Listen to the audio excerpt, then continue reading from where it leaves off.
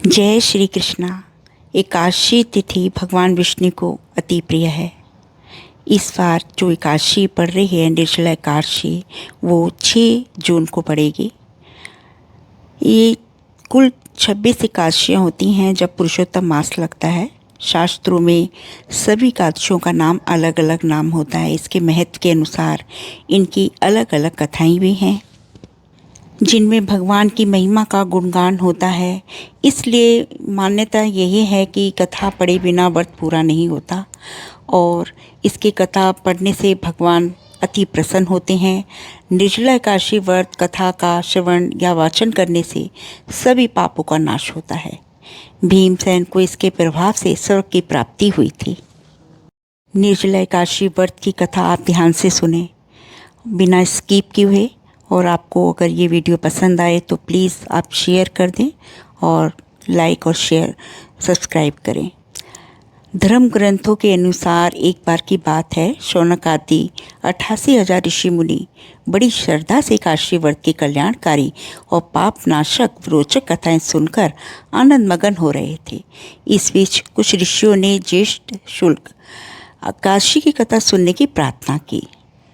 तब सूत जी बोले, महर्षि व्यास से एक बार भीमसेन ने कहा, हे पितामह भ्राता युधिष्ठिर, माता कुंती, द्रौपदी, अर्जुन और सहदेव आदि एकादशी के दिन व्रत करते हैं और मुझे भी एकादशी के दिन अन्न खाने को मना करते हैं। मैं उनसे कहता हूँ कि भाई मैं भक्ति पूर्वक भगवान की पूजा कर सकता हूँ और दान दे सकता हूँ, लेकिन मैं भूखा नहीं रह सकता। इस पर महर्षि व्यास ने कहा, हे भीमसेन, वे सही कहते हैं। शास्त्रों में कहा गया है कि एकादशी के दिन अन्न नहीं खाना चाहिए।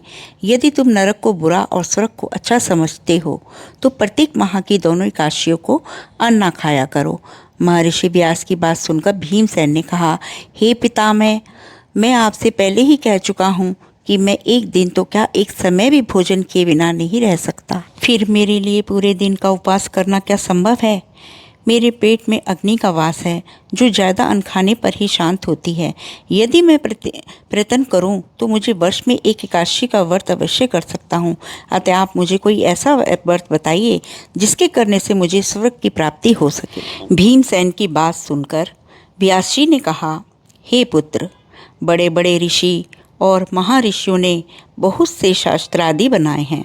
यदि कलयुग में मनुष्य उनका आचरण करे तो अवश्य ही मुक्ति को प्राप्त होगा। उनमें धन बहुत कम खर्च होता है। उनमें से जो पुराणों का सार है वह यह है कि मनुष्य को दोनों पक्षों की एकादशी का व्रत करना चाहिए। इससे उन्हें स्वर्ग की प्राप्ति होती है। हे पुत्र, ज्येष्ठ माह की शुक्ल पक्ष की एकादशी तिथि आती है जिसे निर्जला एकादशी कहते हैं। उस दिन निर्जल व्रत करना चाहिए। हालांकि इस एकादशी के व्रत में स्नान और आचमन करते समय यदि मुख में जल चला जाए तो उसका कोई दोष नहीं है, लेकिन आचमन में 6 मासे जल से अधिक जल नहीं जाना चाहिए। इस आचमन से शरीर की शुद्धि हो जाती है। इस दिन भोजन नहीं करना चाहिए। भोजन करने से व्रत नष्ट हो जाता है। सूर्योदय से सूर्यास्त तक यदि मनुष्य जलपान ना करे तो उससे 12 एकादशियों के फल की प्राप्ति होती है।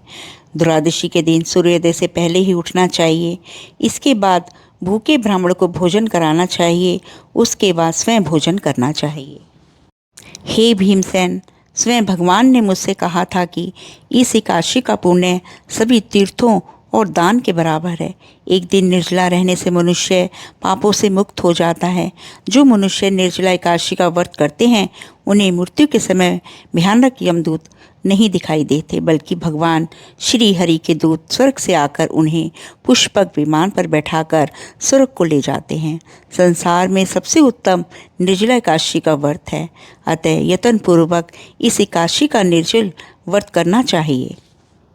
इस दिन ओम नमो भगवते वासुदेवाय इस मंत्र का उच्चारण करना चाहिए।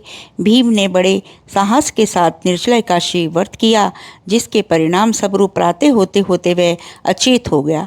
तब पांडवों ने गंगा जल, तुलसी, चरणामृत प्रसाद देकर उनकी मूर्छा दूर की। तभी से वर्ष भर की 24 एकादशियों का पुण्य लाभ देने वाली इस श्रेष्ठ निर्जला एकादशी को भीमसेन एकादशी या पांडव एकादशी के नाम से भी जाना जाता है। यहाँ निर्जला एकादशी की कथा को समाप्त करते हुए मैं आपसे ये निवेदन करूँगी कि आप निर्जला एकादशी का व्रत पूरी श्रद्धा के साथ रखें और मोक्ष को प्राप्त करें। आप सभी को निर्जला एकादशी की ढेरों शुभकामनाएं। जय श्री कृष्णा। राधे राधे।